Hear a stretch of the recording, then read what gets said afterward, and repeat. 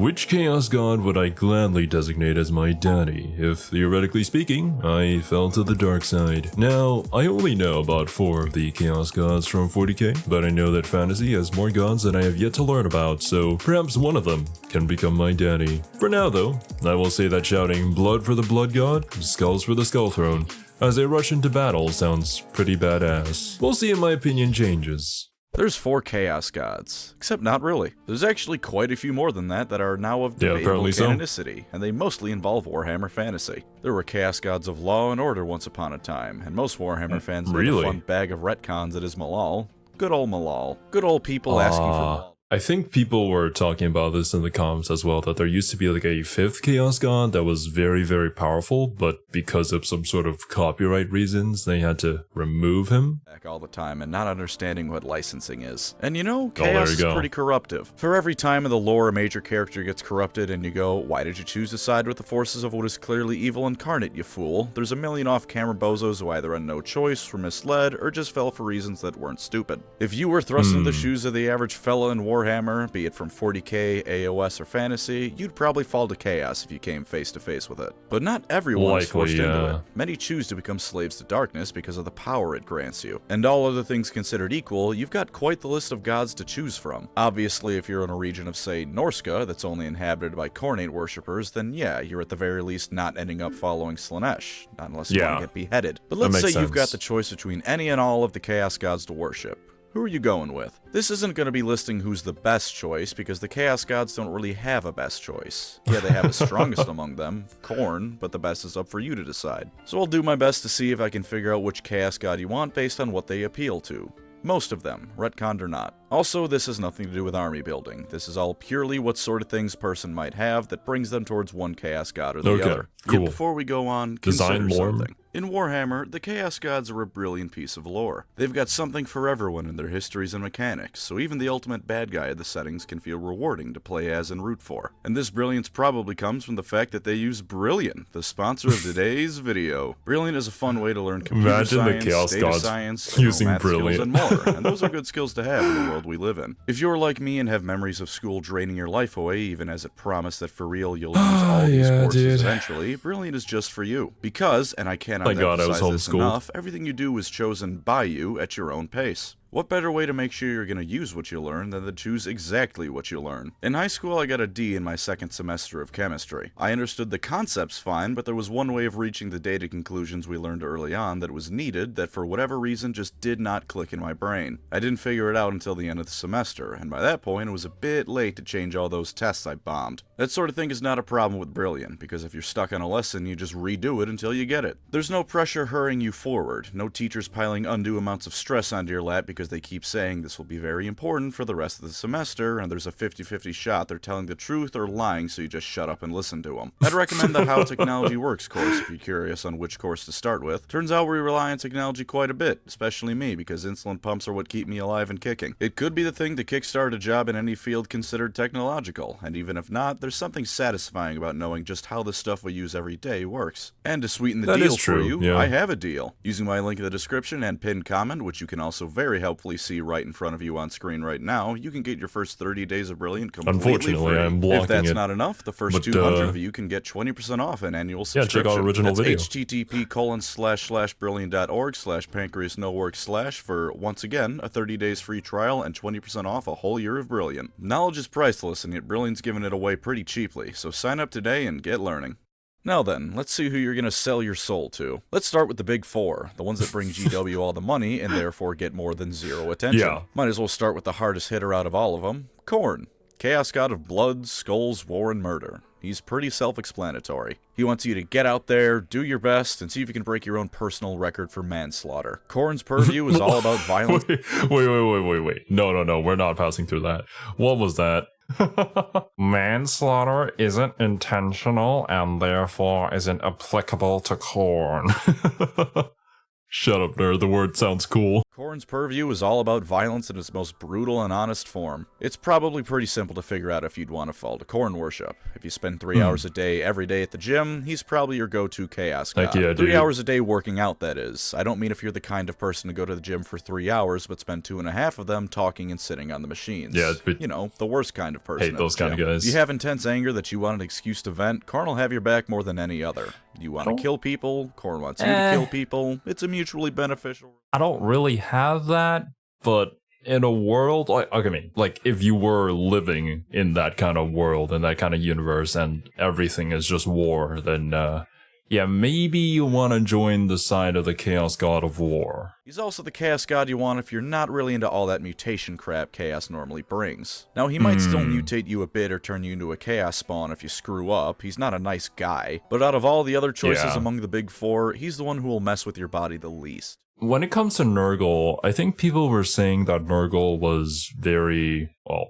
more kind, I suppose, to his followers than the other Chaos Gods, but I'm not really all about that, you know, sickness and decay. It's kind of not my style. And I mean, just like, look at this image, you know, Chaos soldiers for Khorne are pretty badass. I kind of like the design. Mass will increase by a factor of 10, but you won't turn into a walking bag of sickness, a tentacle monster, or whatever the hell Slaanesh feels is the kinkiest thing that day. But there's also some other things that might draw someone to Khorne worship. If you're an honorable sort of fellow and only want the best of fights, Khorne's probably your best bet still. Now, GW has kind of moved away from Khorne being honorable, and even back in ye olden days of Warhammer, there was still a Godric and Felix story where a Khorne champion was being explicitly told that the only thing that would give her demonhood was to murder her daughter. She didn't succeed, by the way, in case the words a Godric and Felix story didn't tip you off. But I need clearly to Khorne isn't opposed learn to more you about taking these an two. axe to the weak every now and then. But that being said, I think there's a way to fix that seemingly contradictory lore. If you're faced with the choice between obliterating an orphanage or fighting an enemy army's champion, you gotta fight the champion first. You don't get evil dessert before you finish your evil Brussels sprouts. You can have all the honorable fights you want, but if all you want is to kill anything near you, then you can eventually do that too. He's also the Chaos God you want if you're big on doing things yourself, or have a lot of pride in your own abilities. Khorne will be more than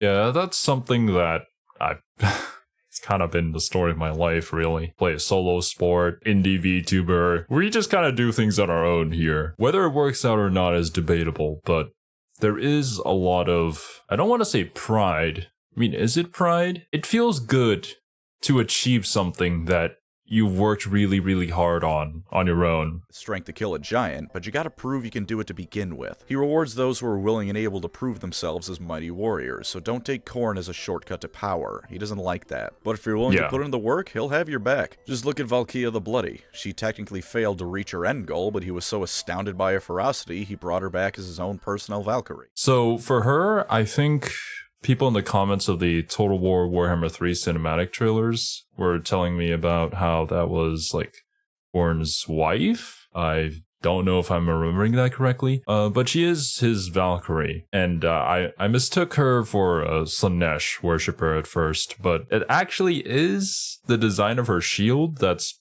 basically the head of a Slaanesh demon, I believe, which there was this whole story about an entanglement between the two and whatnot, and she kind of like cut off his head.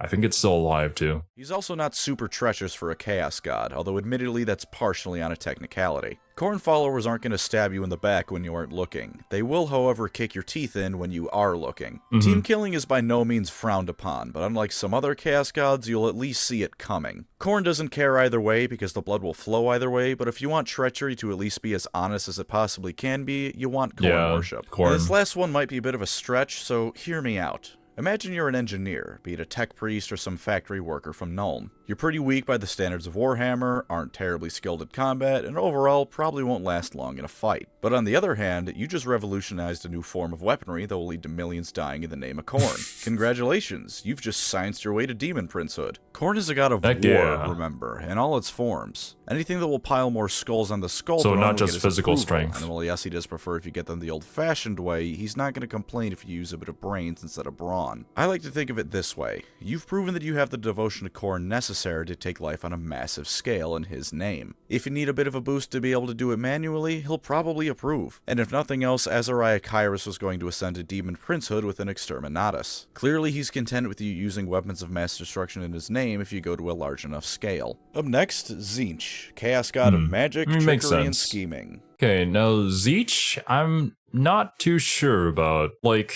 all these things like magic, trickery, and scheming, that's really not my style whenever I play video games. I've always been much more of the physical damage dealer, tank type, barbarian type, whatever. I don't know. I guess it's just my personality and how I enjoy things.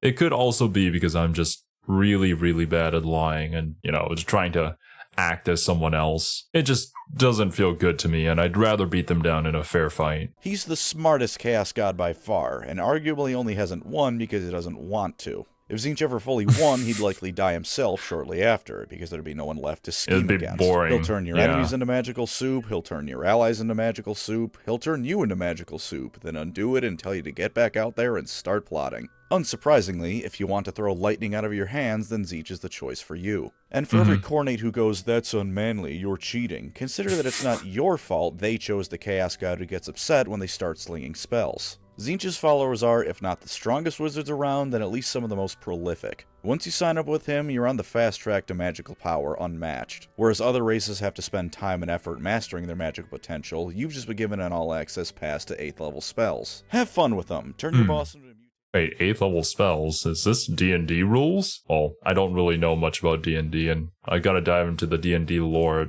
some point myself, but I should learn about how magic actually works in Warhammer Fantasy. I don't think it's really the case in 40k. That's kind of explained with, the warp powers and people accessing the warp to use that power. But in fantasy, it's magic, right? Something, the winds of magic or whatever. Yeah, I'll have to look it up later. Mutated frog can take his place. The possibilities are as endless as the strands of fate that Tzeentch has almost complete control over. The world with his power is your mutated, tentacle-filled oyster. Relatedly, Tzeentch is for those of you who really like to gamble. He may very well decide to give you completely unlimited power with 0 caveats. Get the power of one of his greater demons for free. Tzeentch doesn't care. You'll undoubtedly cause some chaos, and that's just what he wants out of you. Alright, so there was this video that we did. I reacted to the entire Ben 10 timeline with Serby, and I can confirm, as somebody who didn't know anything about Ben 10 before we reacted to that video, that Ben 10 goes absolutely insane.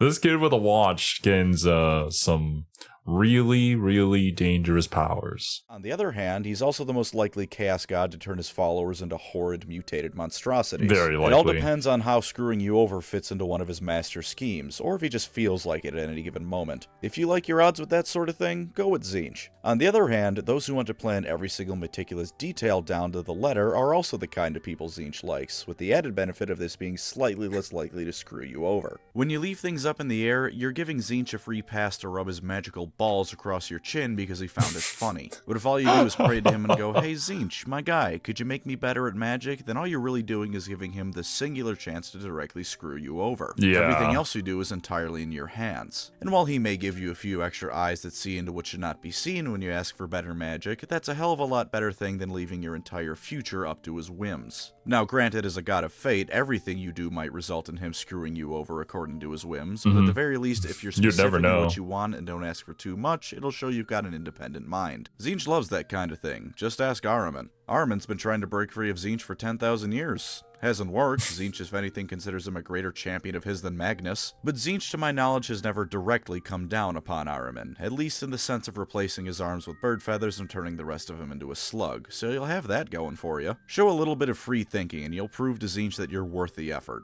And of course, if you're intellectually minded in ways that go beyond coming up with new methods of mass destruction, he's the god for you, plain and simple. Want to unravel the mysteries of the universe using the warp? Because that's the kind of thing Tzeentch absolutely loves in a follower. Sure, the research might drive you completely insane, but that might just make you an even better researcher and/or wizard. If you want no questions left unasked or unanswered, and were the kind of child who kept asking, "Why is the sun yellow?" and following up every answer your parents gave you with another question, Tzeentch is for you. Okay, yeah. I mean, even after that overview, it pretty much just confirmed everything that I thought.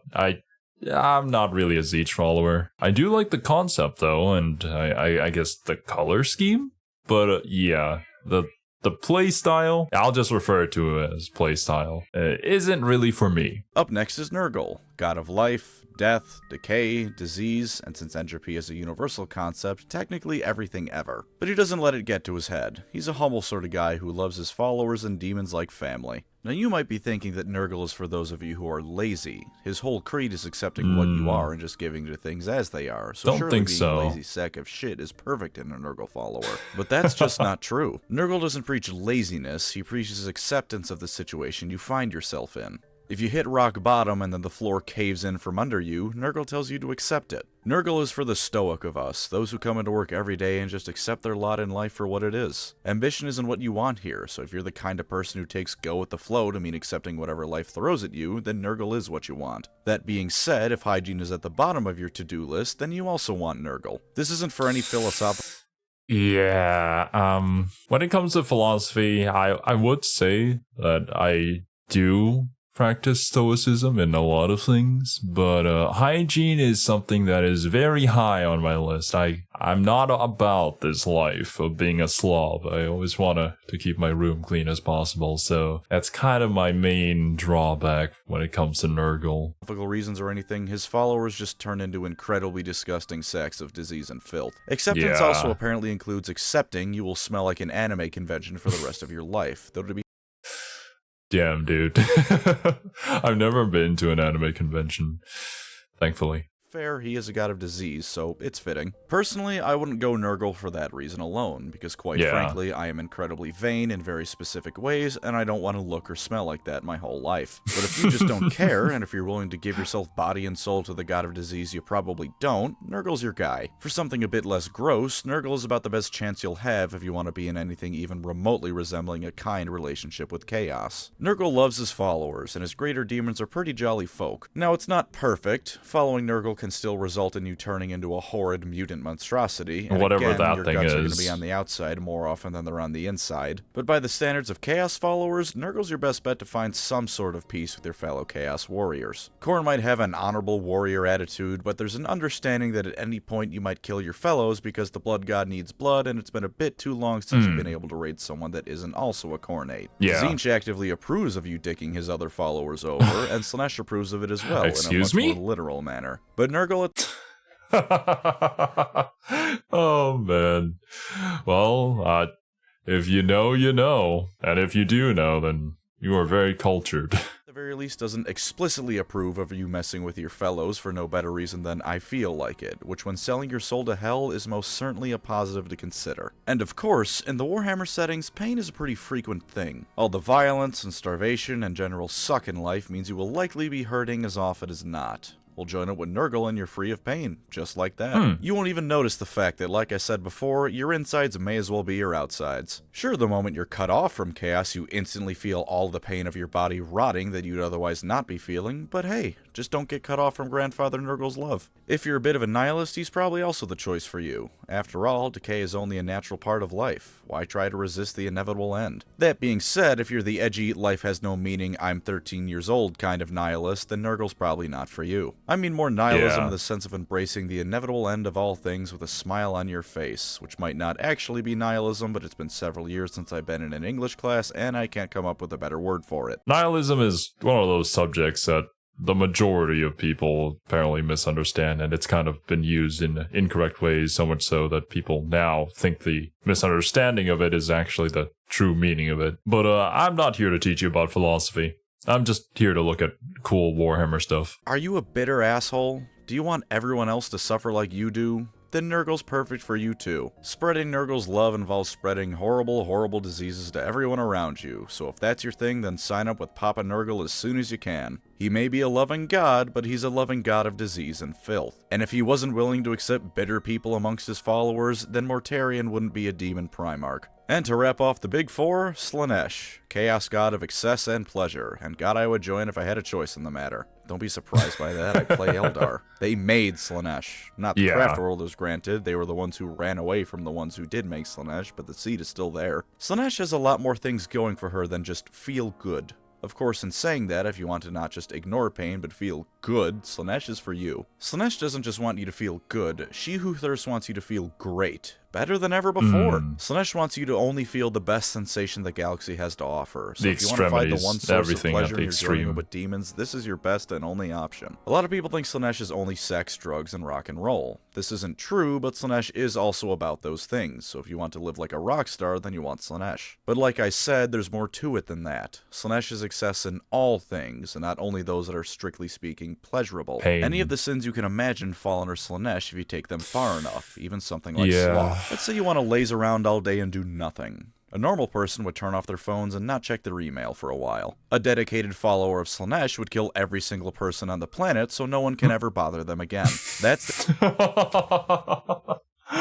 Oh no, dude. When they mean take it to the extremes, they really do mean extremes. Kind of thing you get with Slaanesh. Anything you can think of taken to an excessive level will please her. Any sort of thing you can imagine taken to a level that makes the average person a bit concerned is what Slaanesh is about. This can mean the largest orgy the galaxy has ever seen, sure, or more out there sounding stuff like wanting to create the perfect musical number with the dying screams of those you're invading. Don't hyperfixate on Slaanesh's ha-ha funny sex. If anything's taken to excess, and if you're a firm believer of there being no such thing as too much of a good thing in whatever form that takes, then you want Slaanesh. Slaanesh is also for you if you want absolutely zero forms of moral code in your damned life. What Slaanesh wants out of her followers is to do whatever the hell they want, without any regard for anyone else. Have a family you need to provide for? To hell with that. Go get drunk with beer made out of every drug known to man and animal blood. If anyone protests, add their blood to the drink. Under Slaanesh, you are beholden to no one but yourself, so live life to the fullest. And there's something to be said about that, truth be told. It's completely horrific, but if you're going to choose to sell your soul to the forces of hell, you may as well go the full mile. At that point, any moral line in the sand you draw is completely arbitrary. Oh what, you'll kill anyone who stands in your way and sacrifice their souls to demons, but a little bit of cock and ball torture is just too much? Get off your high- Okay, look. Pancreas got a point here. If you're going to sell your soul to the evil side, you might as well go full villain, you know? And he's making a really good argument for Slaanesh here, like, you get to enjoy everything to its fullest extent possible before you die, probably. Doesn't Slaanesh also kind of like mutate you a bit? Well, I mean, it's not like Khorne doesn't do that either, but now I'm kind of wavering. There might be some other gods that I'm interested in later on in the video, but yeah. For now, it's kind of between Khorne and Slaanesh. High horse, you cornate snob. Every follower of Chaos is damned. Slaaneshis are just the ones with the stones to admit it. You might also be drawn to Slaanesh for a variety of minor reasons, including but not limited to, you're the opposite of a Nurgle follower and love pain to the point that you'll allow the enemy to chop you into bits because it feels good. You think Khorne is completely overrated and wish him nothing but death. You want to go fast as hell because Slaanesh is all about speed on the battlefield, and speed is in itself a form of excess. And of course, you want to vor elves. And as a last reason to be drawn to Slaanesh, body modification. Now you might hear that and go, oh, Pancreas, I didn't know you were my 80-year-old grandfather telling me I'll go to hell if I look at a tattoo parlor. No, I'm saying look at a picture of a demonette, and if that's your kind of thing, that's what you'll get out of Slaanesh. Slaanesh knows that if you really want to get extreme with your feelings, then your plain, boring human body isn't enough. So if you don't care what you look like in the opposite direction of Nurgle, then here you go. Now there's the big four wrapped up, but we aren't out of chaos gods. We're going old school for the rest, so if you're a complete hipster and want to find something that no one else would think to pick, listen closely. Yeah, I don't know if I like the demonettes, not gonna lie. And speed, it's not really my thing. As I said, I'm more of a tanky dude, and honestly, my reaction time is very, very bad, so I like to take things slow, which is why, my favorite games are turn-based strategy games. So yeah, probably still Khorne on this one. We'll see if the other guys who are a bit more forgotten from the big four are any interesting. Next is Malal. I don't like Malal, but unlike Khorne and Bretonnia, it's got nothing to do with him or his lore. More insistence from the fanbase that he'll ever make a major reappearance. When he was designed, his designer was a freelance artist in the UK, and therefore got to keep his own work once he and GW separated. From my understanding of things, GW very much could still use him, they just have to pay royalties to his creator. Of course, that would mean GW wouldn't have an iron grip on their IP, and would have to pay money to a third party, which simply isn't happening. I'd love to be proven wrong, but I don't think I will be. And yet people keep going, Malal's coming back, look, they teased him, or guys, Malal's always been here, just look, and then they point to the Sons of Malice. Which, to be fair, does seem a bit of a cheeky reference to Malal, and to stop being fair, you know damn well GW doesn't do anything substantial with him. But that rant is entirely unrelated to the video topic, so I'm gonna... But yeah, GW is an interesting company. Like, it's so unfortunate that there's like so many super dedicated fans to Warhammer, and yet GW just continues to screw them all over. It's unreal.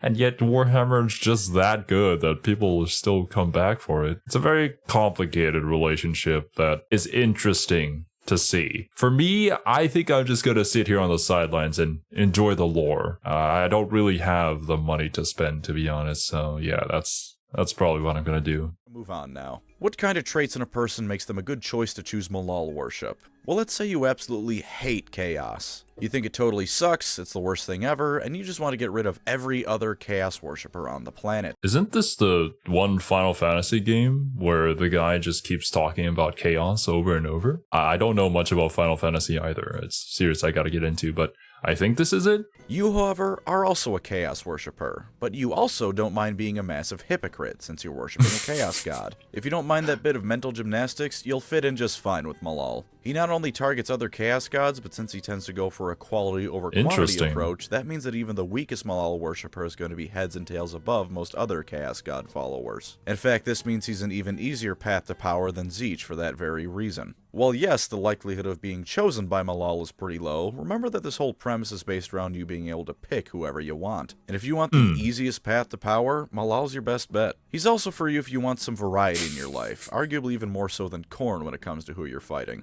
Because he wants you to fight other Chaos Champions, that means you've got at least 4 other types of demonic champions to fight. And of course, as a Chaos God, you'll also be fighting mortal champions plenty often, so there's no need to worry about everybody's your enemy to fight. And really, that's about all I'd say is important stuff for a Malal worshipper. If you'd like me to stretch, I guess you can say that if you're a big fan of bringing up things that are never going to happen, you can say you'd be perfect as a worshipper of Malal. Of course, Games Workshop also brought back both the Squats and Warhammer Fantasy, so take my bitching with a grain of salt. Never say never, after all. Now, there's actually a fair few more entities that could qualify as being minor chaos gods, like this goober called the Screaming Godchild from Malice Darkblade. And by Age of Sigmar, Archaon also arguably qualifies as a minor one, especially since some Slaanesh worshippers want him to be the new Slaanesh. But to be frank, I don't feel like going through 50 chaos gods that only exist in a single paragraph somewhere. We're just gonna go with the highlights of the ones I found most interesting, starting with Hashut. Hashut is the chaos god of tyranny, not industry, since that's Vashtor, who is incidentally not a chaos god and therefore not being covered here, but tyranny. His main followers, the Chaos Dwarfs, just happen to be dwarfs and are therefore very industrious. Yeah, the Chaos Pick Dwarfs. Hashut if you want to be in charge of everyone around you. By dominating and making everyone around you your slaves, and no, not that way, you Slaanesh freak, you please Hashut. Send thousands to work in the coal mines for your dark plans. That sort of thing is what makes Hashut Heck yeah. happy. He's also the guy for you if you're into ancient Mesopotamia, and I mean really into ancient Mesopotamia.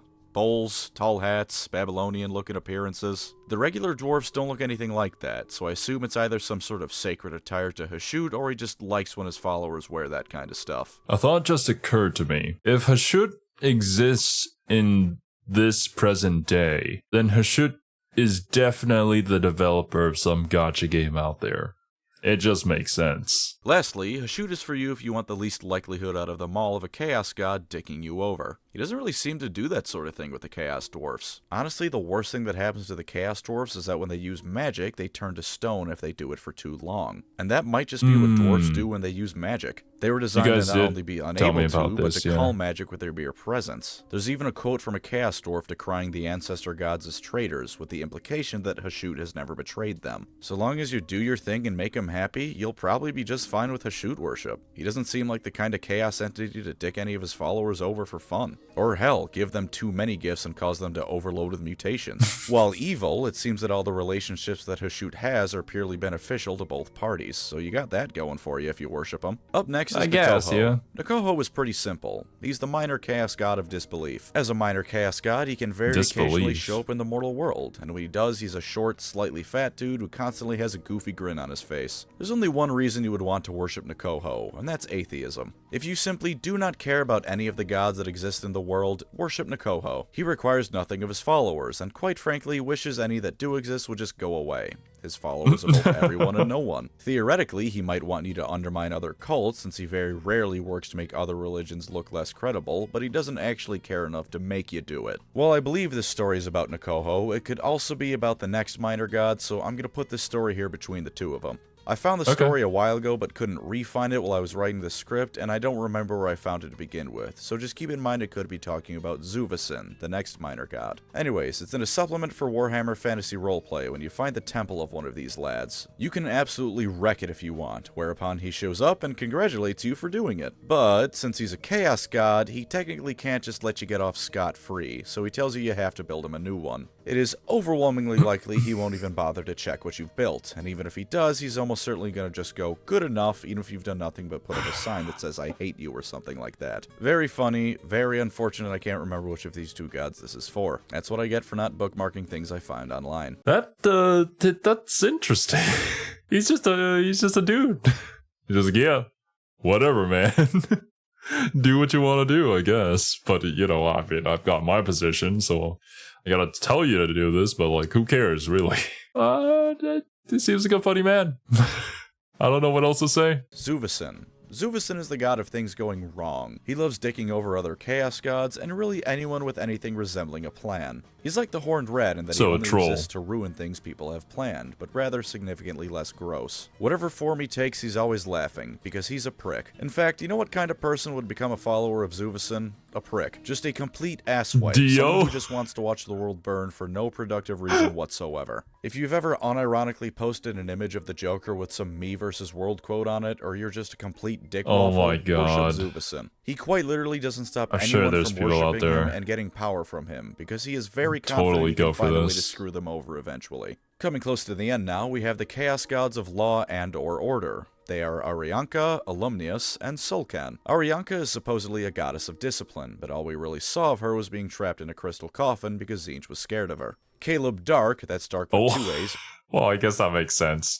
Tzeentch being the god of change would be very, very afraid of order, so... Because he's extra edgy, Champion of Malal was supposed to do stuff with her, and then that whole IP thing I talked about earlier happened, and now there's nothing with Arianka. Worship her if you're either a very disciplined person in life, or really like your afternoon naps, because all she does is sleep. As for Alumnius, he's a god of the purest light who turns anyone he looks at into unchanging light. He's order taken to its most extreme form. If he was supreme, then there would be complete unending stasis, like when Nagash, but somehow even more boring. Nagash's end goal is boring stasis unending, by the way, not his actions and plans. Those are very fun and horrific. Worship Alumnius if you wish everyone else would just shut the hell up and stop talking forever, but not in a murdery sort of way. Somehow it feels worse than a murdery sort of way, though. And finally, Sulcan. Honestly. Sulcan is a god of justice and the law, in a Judge Dredd kind of way. He's got a surprising amount going for him, truth be told. The first reason to choose Sulcan as your patron is if you want the law to be upheld to the point that you will actively shoot anyone caught jaywalking. On the one hand, that's a bit much. However, on the other hand, I think anyone who rides a bike in the street has forfeited the right to live, so I'd say it evens out. Whereas the gods like Sigmar and the Elven Pantheon are more of a middle ground between order and chaos, who admittedly lean closer to order, Sulcan and the rest of his fellow gods of order were gods of pure order. It's just Sulcan is the coolest, so this reason to worship any of them goes to him. Another reason someone might be drawn to Sulcan is if they have an intense hatred of chaos, but also don't want to be a total hypocrite. He's technically a chaos god, but that is a load-bearing technically. In old fantasy lore where he actually existed, it was implied he might have been the true power source behind gods like Sigmar, and he was the one who truly gave witch hunters their power. He is the one who sends people out to wreck chaos shop, so if that's what you really want, then you want Sulcan. He's also a god of vengeance. While every chaos worshipper is probably going to be real big on vengeance, Sulcan's a god of it. It isn't an eye for an eye, it's your life for a stubbed toe.